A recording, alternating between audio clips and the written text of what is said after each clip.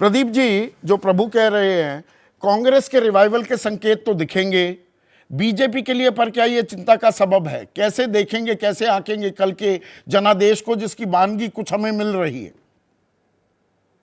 देखिए संदीप, विषय पर बात करते मैं कह रहा हूँ 2018-19 में जो हुआ, विधानसभा चुनाव का नतीजा 18 में जो आया 19 में उस पर असर नहीं पड़ा। आज मैं उसकी बात नहीं करूंगा, 18-19 की तुलना नहीं करूंगा। मैं ये कह रहा हूँ कि पिछले 5 साल में या 10 साल हो रहे मोदी को, जब लोकसभा चुनाव होगा, मोदी की लोकप्रियता में मोदी का जो आकर्षण है, उनकी जो विश्वसनीयता है, उसमें कोई कमी दिखाई नहीं दे रही है। कम से कम ऊपर तो दिखाई नहीं दे रही, जमीन पर अंदर बहुत कुछ हो रहा हो तो पता नहीं, हमको तो नहीं पता, लेकिन ऊपर से जो कुछ दिखाई दे रहा है उससे कहीं से ऐसा नहीं लगता कि मोदी की लोकप्रियता, उनका आकर्षण, उनकी विश्वसनीयता कम हो रही है। 2024 में वो किसी शिवराज सिंह चौहान के लिए, रमन सिंह के लिए या फिर किसी और के लिए वोट मांगने नहीं जाएंगे, वो अपने लिए वोट मांगने जाएंगे। और हमने ये पिछले 10 साल में देखा है कि मोदी जब अपने लिए वोट मांगने जाते हैं तो वोटर का बिहेवियर अलग होता है। तो इसलिए मैं इस विधानसभा चुनाव के नतीजे के 2-3 असर मानता हूं। एक, जो पार्टी जीतेगी, ज्यादा आगे दिखेगी, उसके कार्यकर्ताओं में बहुत उत्साह होगा। जैसे मान लीजिए कि कांग्रेस जीतती है, ज्यादा स्टेट कांग्रेस जीत जाती है, तो उसका असर जो विपक्षी दलों का गठबंधन बन रहा है उस पर होगा। उसमें मैं बीच में एक हल्का सा इंटरप्शन कर रहा हूं प्रदीप जी। ये तो बल्कि पहला सवाल मुझे आपसे ये पूछना चाहिए था, आप कल नहीं जुड़ पाए थे, आपकी थोड़ी तबीयत नासाज थी, पर ये 4 राज्यों में आपका व्यक्तिगत आकलन क्या है? स्कोर लाइन क्या होने वाली है?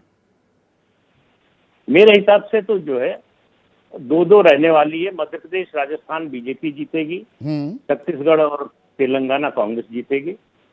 तो ये मतलब कह सकते हैं कि मैच टाई होगा। तो इसलिए जो है कोई इस नतीजे का, फिर मैं कह रहा हूँ 24 मतलब लोकसभा चुनाव और विधानसभा चुनाव, इसका अंतर हमको आपको जरूर करना चाहिए, क्योंकि मतदाता करता है।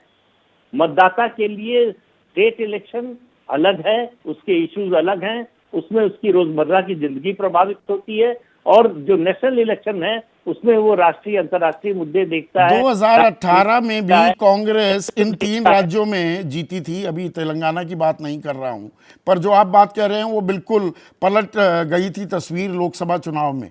इसमें भी कुछ बदलाव आया है, कांग्रेस की ताकत 2018 के मुकाबले, तब राहुल गांधी अध्यक्ष थे, अब मल्लिकार्जुन अध्यक्ष हैं, और जो मुद्दे आए हैं, जो एक तो पिछड़ी जाति में सेंधमारी की कोशिश विपक्ष की तरफ से, और लाभार्थी वोट बैंक जो बीजेपी ने क्रिएट किया था, अब कांग्रेस भी गारंटी दे रही है, रेवड़ियां अब सब बांट रहे हैं, और क्या मतदाता नहीं कहेगा ये दिल मांगे मोर, भाई तुम दे रहे थे अब ये भी देने लगे?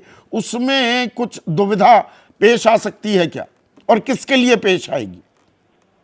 नहीं, विपक्ष के लिए आएगी, क्योंकि मोदी और बीजेपी तो दे चुके हैं, मतलब उन्होंने जो प्रॉमिस किया उसको वो डिलीवर कर चुके हैं। और कांग्रेस पार्टी या दूसरी पार्टियां जो, मतलब हम नेशनल इलेक्शन की दृष्टि से कह रहे हैं, लोकसभा की, राज्यों की दृष्टि से नहीं, वो उनका केवल प्रॉमिस है कि अगर आए तो ऐसा करेंगे। मोदी के सामने ये नहीं है। मोदी के सामने ये है कि हमने ये कहा था और ये किया। एक बात। दूसरी बात ये है कि देखिए, कांग्रेस की स्थिति में अंतर आएगा जब राहुल गांधी की स्थिति में अंतर आएगा। बिना लीडरशिप के, बिना सेनापति के फौज जो है लड़ नहीं सकती। पिछले चुनाव में मैंने पहले भी कहा था, 19 में राहुल गांधी अध्यक्ष थे, कांग्रेस की लीडरशिप का इशू बिल्कुल क्लियर था, उनको प्रधानमंत्री के रूप में प्रोजेक्ट किया गया था। कॉन्फिडेंस था कांग्रेस में कि हम हरा सकते हैं। आप कह सकते हैं नतीजे के बाद कि वो ओवर कॉन्फिडेंस था, लेकिन कॉन्फिडेंस था। इस बार कांग्रेस में वो कॉन्फिडेंस नहीं है, वो राहुल गांधी को प्रोजेक्ट करने के लिए तैयार नहीं है, बल्कि ये सवाल आते ही सवाल से बचने की कोशिश करती है। तो अब सवाल ये है कि लीडर कौन होगा अपोजिशन का? नहीं, ये सवाल तो दरअसल तीनों राज्यों में बीजेपी से भी पूछा जा सकता था, उसका जवाब, या ये सवाल पत्रकारों ने कम ही पूछा बीजेपी से, अब 24 आते आते सब पूछने लगेंगे मोदी के सामने कौन। पर अशोक गहलोत के सामने कौन था, या कमलनाथ के सामने कौन, या भूपेश बघेल के सामने कौन, ये सवाल तो पलट जाता है। ये अपनी सुविधा अनुसार नैरेटिव सेट किया जाएगा क्या? नहीं, ये सवाल तो खूब पूछा गया राज्यों में, हाँ। और पूछा ही जाएगा। पिछले 25-30 साल में जो पॉलिटिक्स हुई है उसमें स्टेट में भी और नेशनल लेवल पे लोग जानना चाहते हैं कि मुख्यमंत्री या प्रधानमंत्री पद का दावेदार कौन है।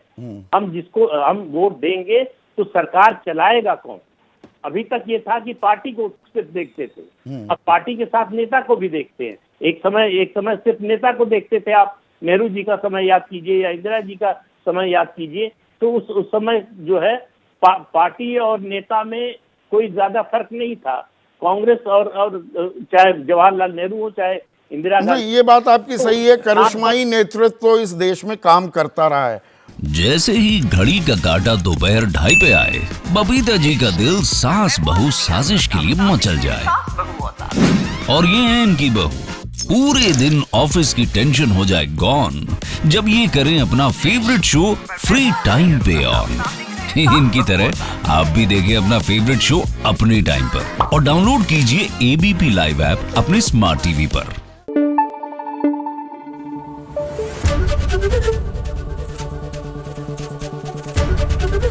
एबीपी न्यूज आपको रखे आगे।